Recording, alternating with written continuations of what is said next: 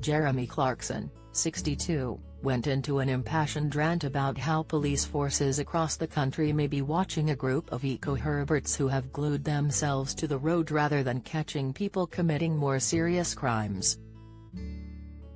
The Grand Tour star explained that his daughter lives in a leafy London suburb, but has now been forced to steer clear of her local shopping centre because it is permanently full of gangs with bats and blades. He continued in the Times, "The gangs know for a fact that the police are not coming. And they're not coming because they are all busy watching a group of eco-herberts who've glued themselves to the road."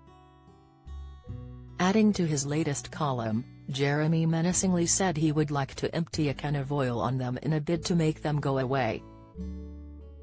He raged, "These half-wits, with their concave chests and their dog collars and their teeth, weakened by years of vegetarianism, are not a problem.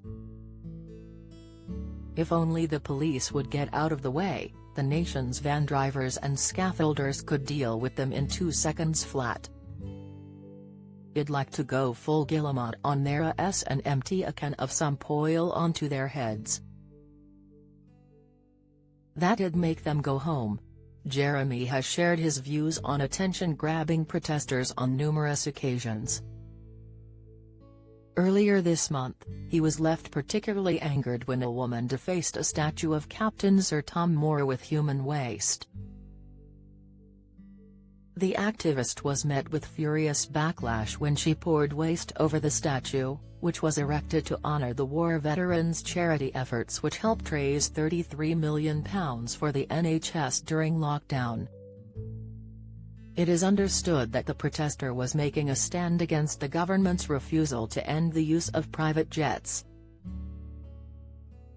In revenge, Jeremy took a private jet with just a friend to spite the activist, who he dubbed Humphrietta.